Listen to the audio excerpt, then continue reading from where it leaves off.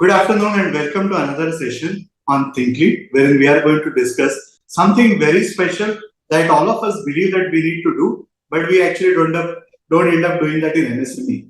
We all know that we compete in a very critical space. We all understand that we need something to differentiate ourselves. And this differentiation can very easily be achieved by the way we are able to present ourselves, the way we are able to conduct ourselves, or the best way to put across is that if we become a brand. Either we become a brand or our organization becomes a brand. And there is a way for us to communicate our value in a certain way. It's very easy to say so, but I have observed that over the years, MSMEs particularly do not really invest any effort or money for building a brand. They believe a lot more in doing their work and keep on slogging it out, to be honest, over the years rather than creating the positioning or the differentiator for themselves. So today, to help you understand why do you really need to look at building your identity to see what even a small thing like a logo that we believe that we can get it done by any TTP operator can have a very different thing to communicate. Why do things like signages matter and how you can use visual communication for a way to improve productivity, to improve morale, and to improve integrity and commitment of your organization. It's an absolute privilege for me to introduce a friend and a great individual who has impacted numerous brands and has created amazing identities that we know so well. It's a pleasure for me to introduce all of you to a great personality out here, Niket. Niket, thank you so much for taking out time and joining us for this conversation. Thank you so much, Charudatta, for this opportunity and this platform. I certainly look forward for this. Sure. So, Niket, before we get into the topic, first I would like to understand how has been your journey so far? Exciting as ever. Like how creative people we work in the unknown, so it's always in the unknown what's coming next. So I started my journey. I did my engineering. Okay, I don't come from a formal JJ Arts or any of the art school background, and like the movie Three Idiots. After I finished my engineering, I was the fourth idiot. That is basically to that was basically to follow my passion, something which was very dear to me. And after finishing the engineering, that I realized that my passion lies in art. So I was naturally very good in sketching, in doodling, in my creative thinking, in my color balance. And that's how I decided to get into this field of advertising initially. And this was in the 90s. So, the computers were damn expensive during that time. And I joined as a trainee DTP operator without any knowledge of any softwares or the computer itself. I started as a trainee DTP operator, and I had heard somewhere that art director is a very good post, and it's something which is you must become. So that became my primary focus in my life, was to become an art director. If I achieve that, then that's my my purpose of life at that time. Luckily, Charu, as I went from agency to agency, I worked for almost 12 years in various agencies, some of the top best agencies in India, Triton Communication, Situations, IBNW, and Euro RSCG, which is a French agency. And the last stint was with one of the top designers in India, Preeti Vyas Janeti. So I worked with VGC, Vyas Janeti Creative, as their creative head for almost 5 to 6 years. Uh, and I didn't even just surpass art director, but I also became the creative director of a large agency with around a team of around 25 to 30 people under me. And so it was, yes, I mean, loved every moment. And that's the passion that drives me even today. And I think it will drive me for the entire lifetime. Amazing. So you just brought out a very interesting analogy here, the three idiots and the idea of following your passion, right? That is something Absolutely. uh, that you would see in the MSMEs. It's all about people who are very passionate about making an impact and they want to create something, and it's their passion that gets them the recognition, and that's how they drive the business. But somewhere the feeling in MSME always, Niket, is that these are not the things for us. So we are far more about our product and all this particular part. So I would like to start with a very fundamental question. I know it's a pretty idiotic question, but I would still go ahead and ask this particular part. So how do you see a logo, and why does a logo matter? Okay. So let me give a comparative, which I think most people will also understand before we get into the technical part of the logo.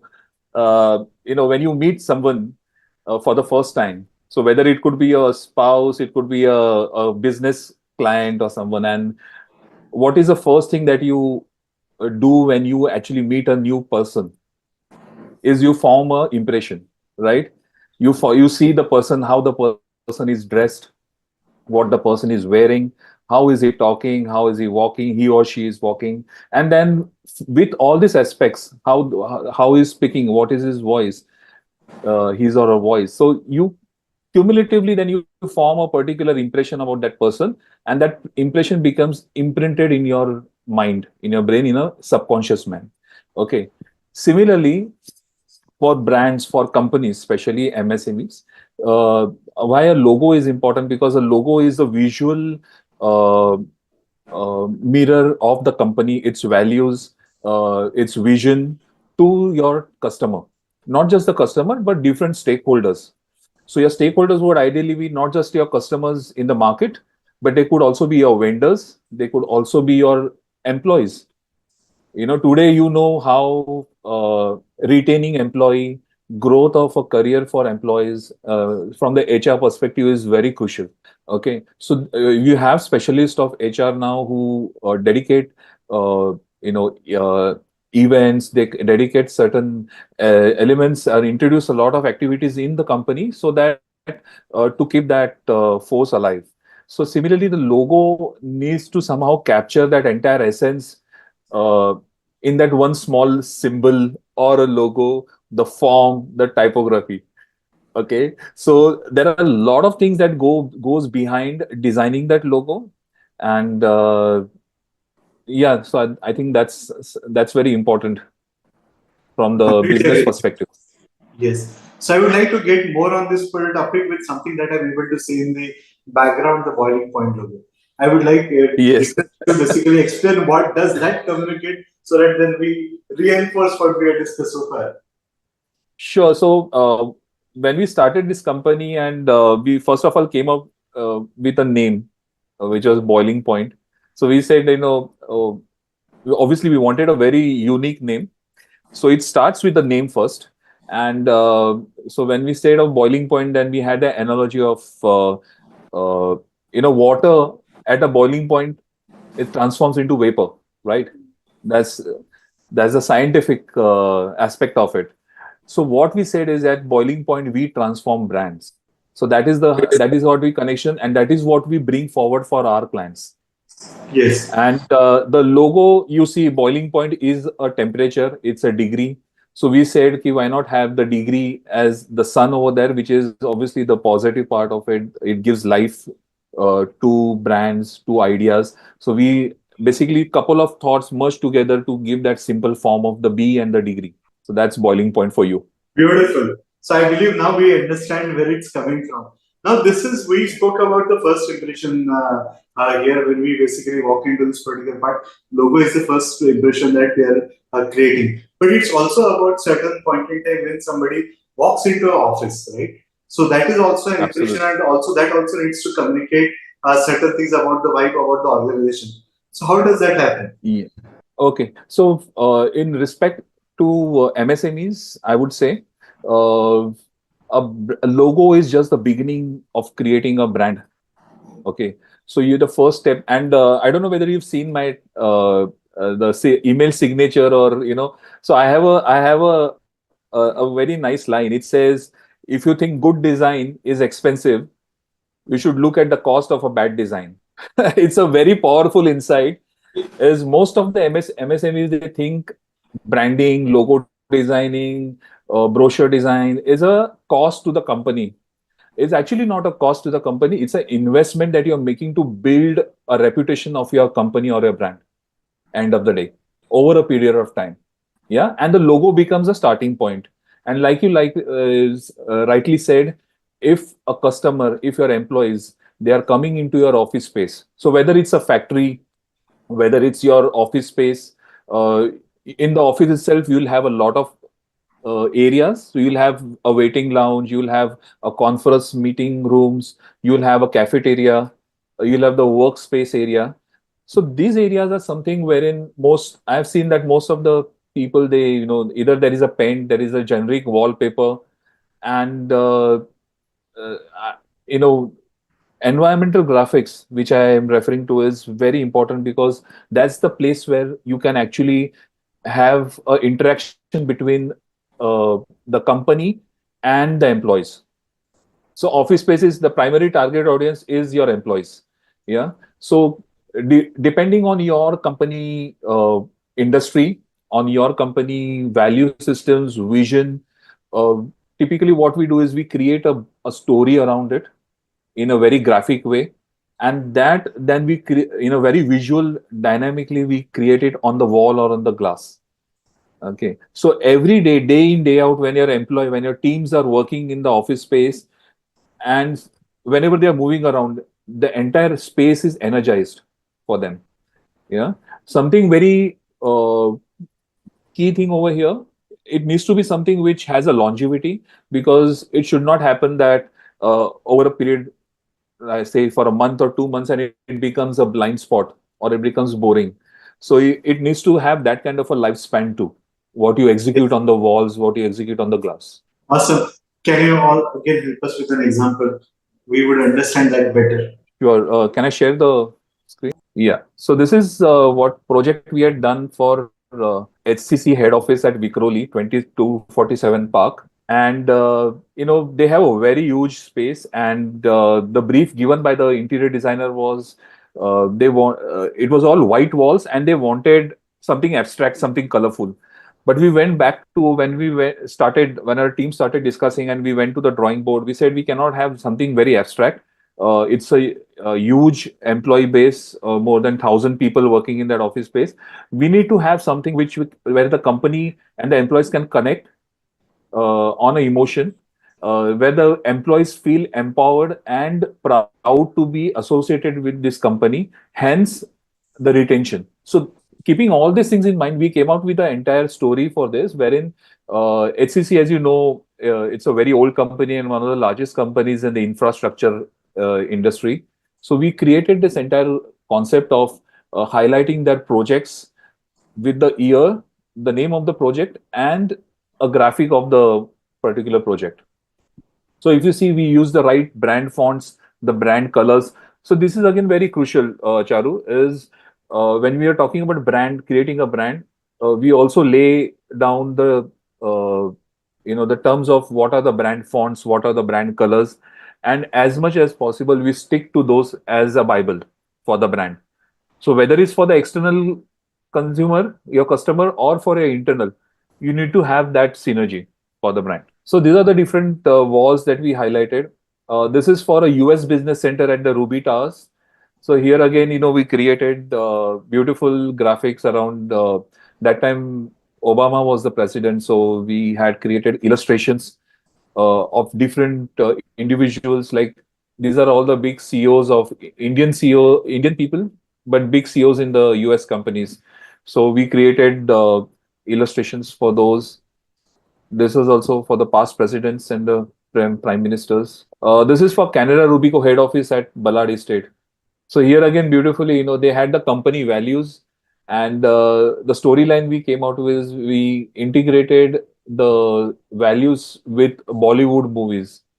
Typically, a financial office, if you see, is very plain. It's very boring in terms of the visual, So they are always engrossed in figures, how the markets are doing, and the walls are really bland. So it becomes a very boring kind of a space for the team. Okay, but this actually created a good visual relief. We created a theme. So this was Gandhi movie for integrity. Then this was Lagan for collaboration, and these are all company values. This was focus on results for the Maricom, customer centricity for Band Baja Bara. So we created these unique illustrations. This was for Bhag Milka Bhag, for passion for work.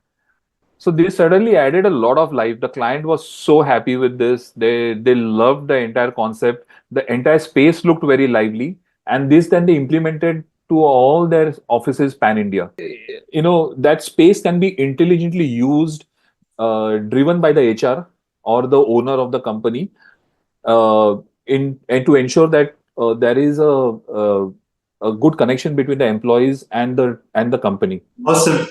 So while we were just discussing, there have been a series of questions that have been pouring into the chat here. I would like Sure. to take few of them before we discuss next week. So Swati wants to understand that she's curious that what sparked your transition from engineering to graphic design. Some part of the journey she wants to understand, and she wants to understand what inspired this shift. Hi Swati. So good question. It's So I did my engineering. That time computers was the in 90s. If you remember, computers was the in thing. And like the movies Three Idiots, exactly. My parents told me or forced me to join engineering. And at that time, as students, we were not so exposed to a lot of other things. Either you go for commerce, either you go for science, arts, or you go for engineering. So engineering was where I went because my dad is an engineer and we had a factory. So that was the very natural. Anyways, I went, completed my engineering, and I turned out that I was not made for engineering at all. I tried out computer programming for 5 6 months after I completed my computer engineering, and at the evening every day I used to have a headache.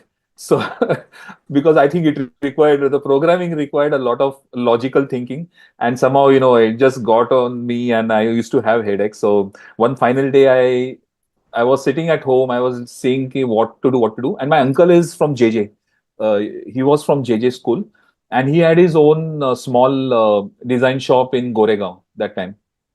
So watching him, I thought, ki, why not give design or advertising a shot? That thought just came, and I through some contacts I got into a small agency in the other situations as a trainee DTP operator, and the rest of the the journey how it followed. But I guess I got a good support from my parents that they didn't tell me not, they were not forced. They didn't force me to keep continuing with engineering or being a hardware engineer or being a software engineer, but they gave me the leeway and the space to follow my dream. So I think I am also very thankful to them. Aisha wants to understand how do you define the essence of a memorable brand identity? Any good brand identity will have will get an imprint on your brain in a very subconscious level. Okay, so your brand identity typically is something that you can see, you can touch, you can hear, or you can watch it move. So basically, it's connected to your senses. Okay, so any strong brand identity, if it doesn't have any kind of emotional content, it will not be registered at all. Okay, so the first thing that gets registered, and this is scientifically proven, is the form. So the form is it has to be very important. So if you look at Apple, if you look at case studies like Nike, now these are all great brands, Starbucks. Okay, these brands have, if you recollect now, even on their shop signages, they have stopped using the brand names. What appears is just the symbol, the form. Yeah. So the form is very important. That's what your human mind first captures, followed with your color and then the typography. So this is how your brain actually captures and keeps it in the memory. So your form is very important, followed with your color. So as a brand, you need to have a distinct color. You need to own a particular color in your industry, in your category, and then the typography. Awesome. So Varun, the follow-up question is pretty much on the same line. How do you ensure that a brand identity captures essence and values of a business? There's an entire process. It cannot be just spoken about in a sentence, because it's a process wherein this starts from the briefing session with the client. Yeah. So when you need to, as a from a so sorry, who's put the question? Varun. Charu? Sorry, Varun. Varun, yes. Varun, so is he a business owner or is he from the graphics? So I can address it as per that. Varun, if you could please share. So I would like to get this view from a business owner's perspective here. Niket. Yeah, you can just repeat that question, Varun. So from a owner's perspective, how can we then go and ensure that the brand identity actually captures the essence and values of the business? Okay, so Varun, from a business perspective, if you are when you are hiring or a designer or a design company, you need to ensure that first of all your vision, mission, and value systems are in place. You define them properly, because when a design company or you speaking to or briefing a designer, you need to share those with them. What is the vision? What is the mission of the company? What are the value systems are followed by the company? Basis that. The designer will come out with certain concepts. So whether it's the color, whether it's the typography, as per your industry, and doing a market research, then the right solution is created. So the right colors need to be used as per your industry. What triggers? What do you need to say? What is the brand story? Uh, so everything starts with the brand story, frankly. So your brand story needs to be in place, and all the other elements are automatically they get connected with the brand story at the core. So at any point, you need to go back to your brand story. You need to go back to your brand DNA and check whether the solution that the designer is giving, whether it's in the right direction, uh, or whether it's going off road. So that's your, I would say, your uh, you know a mirror to whether the designer is showing you the right is in the right direction or is he off going off the path. Sure. Sahil wants to understand, do you look at the other brands? Do you look at what the other brands are doing? And how does it help you make a brand better? That's a very good question, because at any stage when we start designing, the first thing once we get a brief from the client, we do a complete market research. Market research is very crucial. Understanding uh, how you're going to position your brand in the market. Okay, and how will you understand positioning your brand in the market is basically understanding what your competitors are doing also. So a relative design research in terms of what your competitors are doing, what kind of colors are they using, what kind of form are they using, uh, and how you can be distinct as a brand or a company. So not necessary that every time uh, you need to follow a particular color for a industry, but to stand out, you can create your own brand story and own a particular color and a form. So for example, in FMCG industry, Charu, you will have certain colors which are associated with with the brand. Okay, so for example, purple color is associated with Cadbury. Yeah, Yes. so the moment you see purple, deep purple, it's a Cadbury, because they own that color so much that it become a category color now. So since I have worked with Parley and as a brand, uh, the mindset of other competitors is, if they are launching any particular product in that category of chocolates, it has to be purple. They cannot deviate, because they know that the target audience, when they see that color, chocolate comes in mind. So Yes. that is the impact. That is the impact of a color that is okay. Very So true. yeah, I hope that addresses Varun's question. Yes. So Vinod also has a follow-up question when he wants to understand, how do you stay updated with the latest designs and branding trends? So you can, everything is online now. I have a plethora of since my 90s, since I've started, I had this quest of or interest of collecting books. So my first from my salaries initially, I used to only buy books, nothing else, of designing and advertising and whatever I could get. So but now luckily, everything is transferred to the online, and you can do a lot of research online. What are the latest trends? What are the different? So there are a lot of websites, like the Die Line is there, which is more focused on branding and packaging. So you can have those newsletters. There are a lot of design companies that you can follow internationally, globally. Like Interbrand is there. A lot of other companies that you can follow and see what are the latest trends that are happening around. Aniket Rao wants to understand what advice do you have for a small business or a startup looking to establish a strong and memorable brand identity on a limited budget? Yes. So that's for a startup, that's always been the concern. Uh, so Rahul, right? No, Aniket Rao. Aniket. Aniket. Okay, so Aniket, this is the dilemma of most of the startups because they are budget constrained. And my first advice would be, again, don't look at it as a cost because this is the first step that you are building a brand or a company, right?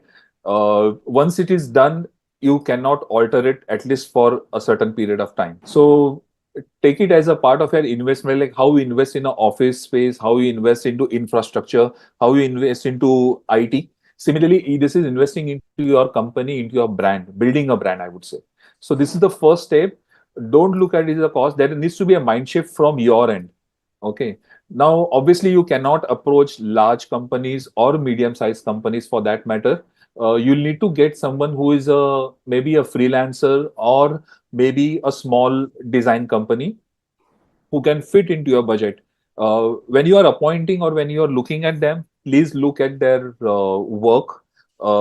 Ask the right questions in terms of how well they are versed with branding as a science, as an art.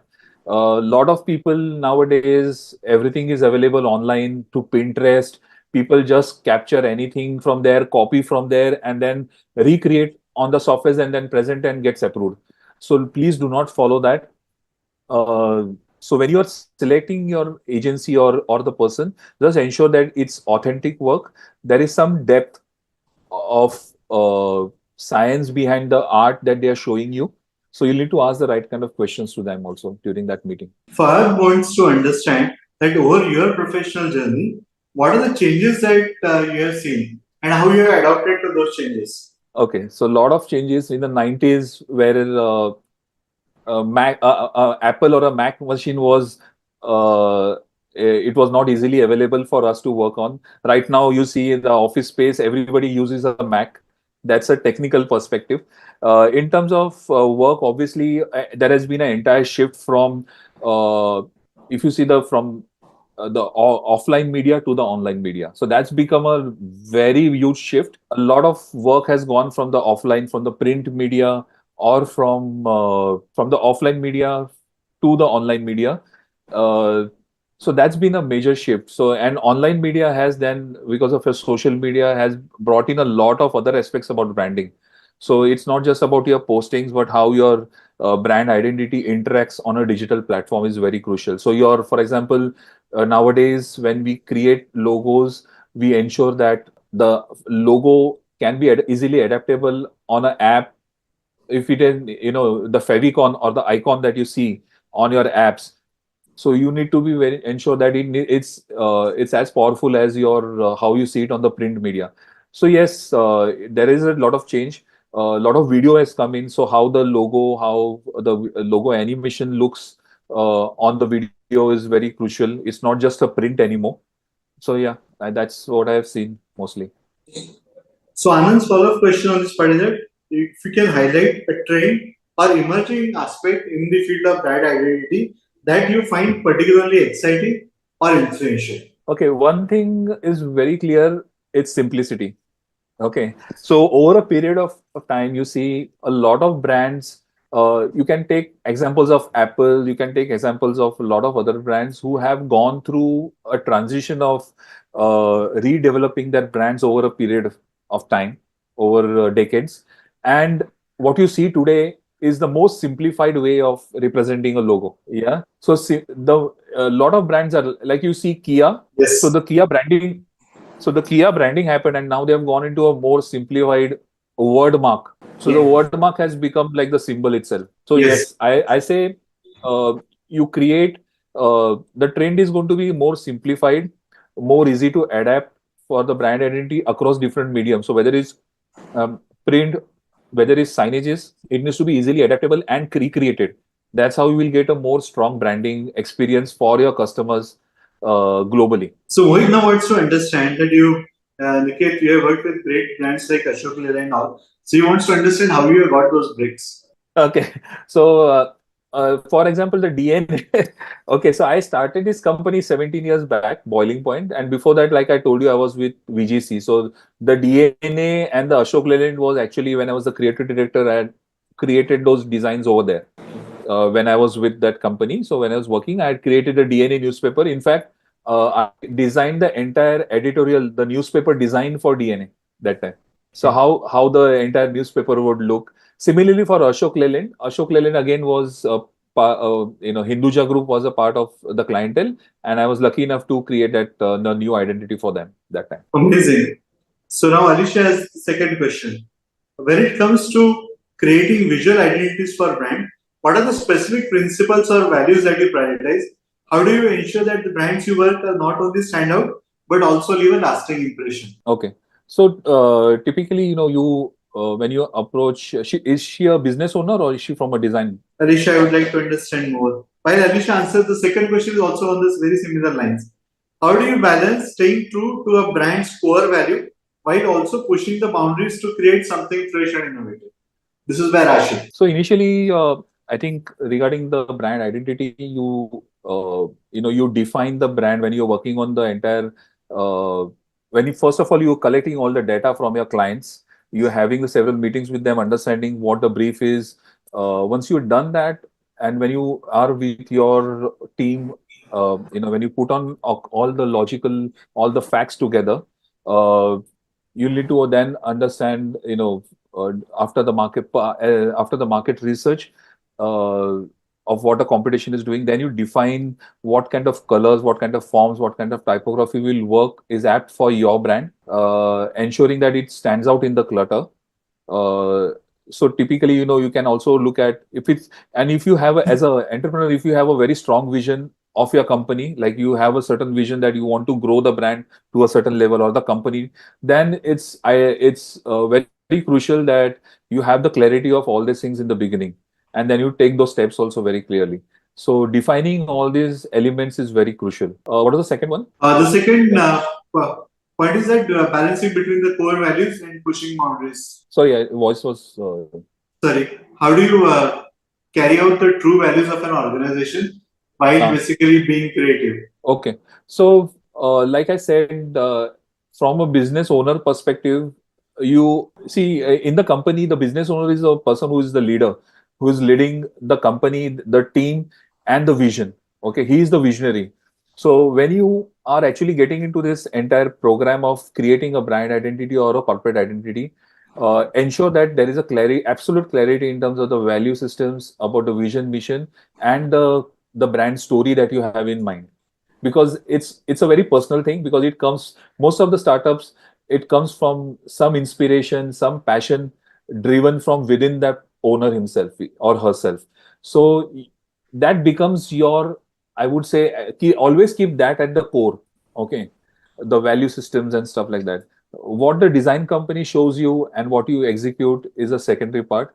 You need to ensure that every time they give a solution, every time you make a choice, whether it's, and it's not just from a design perspective, but I would say even in terms of your policies that you implement in the company, just ensure that they are sticking to the same values, they reflect the same values, they reflect the same brand story.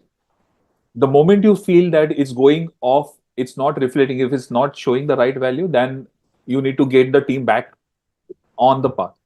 So you need to be the brand keeper, or I would say the lighthouse for your brand. Couple of questions which is not here, but I would still like to understand from you, Niket. How long a brand identity can remain just like it, and how, sorry, the other way to put it is that how frequently you should basically relook at your brand identity and keep updating that. Good question. So ideally, it needs to, a good identity is for a lifetime. Okay. So like, for example, I would say a swoosh is a lifetime. Okay. Uh, Apple, Nike, Starbucks, all these brands, if you see, they have, which are the good times that you can do. What happens is, mostly for the startups and the MSMEs, is the person who's driving the entire engine. Okay. Now the company is doing good. the company has very good visions and goals. And as the company is growing, the vision also changes. Say, for example, after a few years down the line, it could be 4 years, 5 years, it could be even 10 years as per the company's growth. As the company grows, the vision changes. So the moment the vision changes, or you need to building a lot of different kind of energy or vibration to your identity, because the same thing is not going to work for the new vision now. Yeah, Yes. so that becomes an ideal point, or I would say a milestone where you can actually look at refurbishing your corporate and the brand identity. Some other instincts would be if there is a joint venture, if two companies are merging, that could be a good time to create a new identity. Going into an IPO, it's a good opportunity to do the branding part of it. Yeah, I think those are the good opportunities. Otherwise, I would say don't mess around with the identity often. It's not something that you create one and every year, or 1 year, 2 years down the line, you want to change it. Because end of the day, look at it from the customer point of view. A lot of changes will create a mindset of where uncertainty even with the employees and even with the customer base. So the more stronger, the more I would say longevity of the branding, it's good for your company. That's a great answer. Uh, Still, I'm going to come back to you from an MSME perspective here, Nikhil. So, Nikhil, what happens Sure. is that particularly as a company, we usually in MSME, it so happens that somebody designs the letterhead, somebody goes with, we go to a nearby stationery shop telling that this is what we are going to do, and for that we need the letterheads. So, the lot of MSMEs actually start with the letterheads and the logo like this. Okay, वो DTP operator, somebody sitting in his office makes something, and वहां से आपकी company का नाम और एक पूरा वहां से शुरुआत होती है. And then it keeps on building. Some point that we go and we look at this particular part.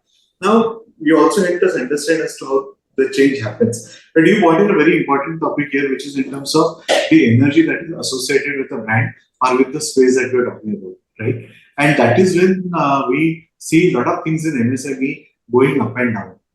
Okay. So certain point in time, you will also realize that a company which was going well and was going steady, at some point in time fails to achieve those results. And then we look at it, right? So we in the management terms, we talk about the repositioning, pivot, and a lot of things get discussed on those particular point in time. But a very simpler solutions like even the energizing the space in terms of the design that you are conducting, trying to build that identity, communicate what the new company is all about.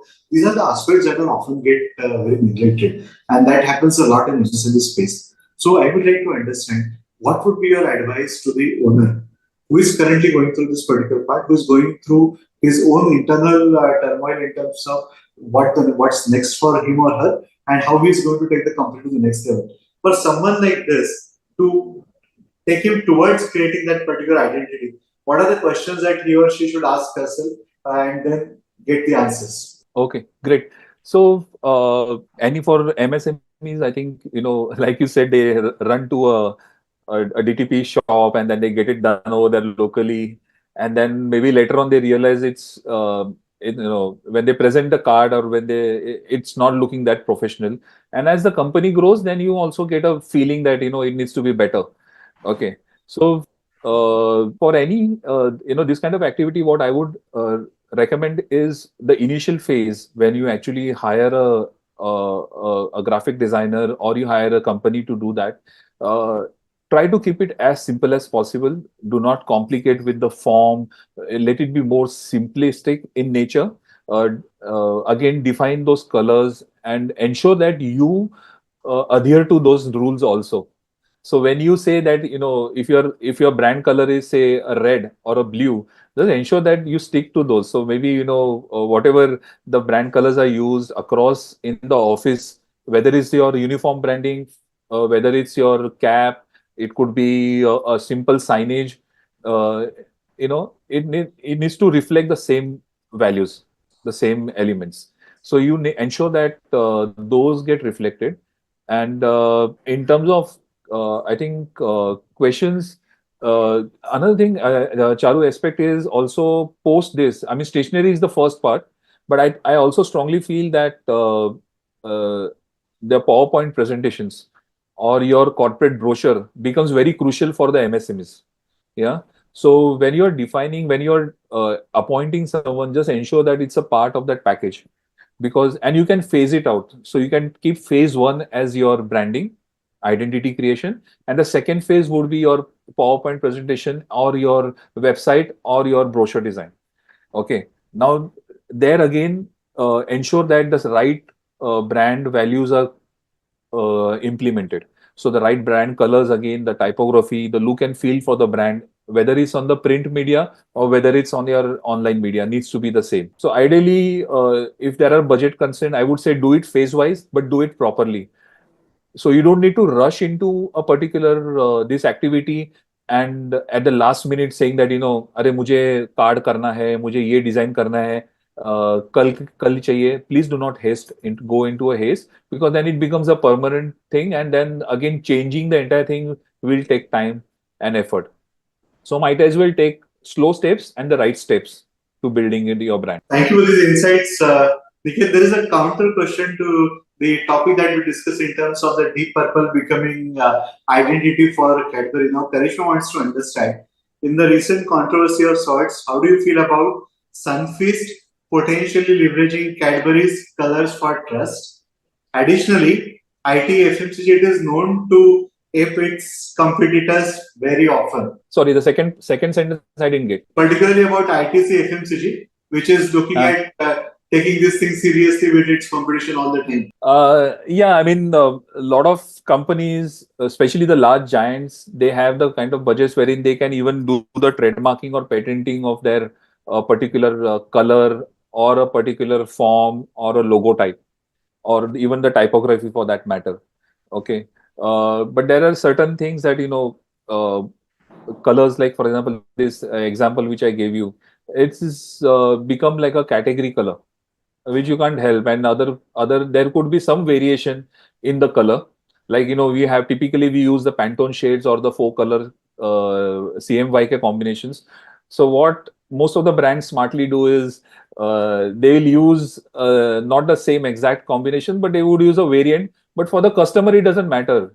And if you see any of the packaging, it's either in a metallic paper, so it has a little shine and a shadow part play. So it for a normal person, when they look at it on the shelf, it looks like the similar genre of colors. So the moment they look at that purple color, it's a Cadbury or it's a chocolate. So yes, other brands do ride on the success of the main company or the brand who has actually taken that risk, or I would say put in that effort on creating that branding. So like Maggie, for example. So Maggie is a very good example again. Maggie mixers and Maggie noodles. So Yeah. it was again a case, and it was a controversial wherein the logos are different, but the pronunciation was the same.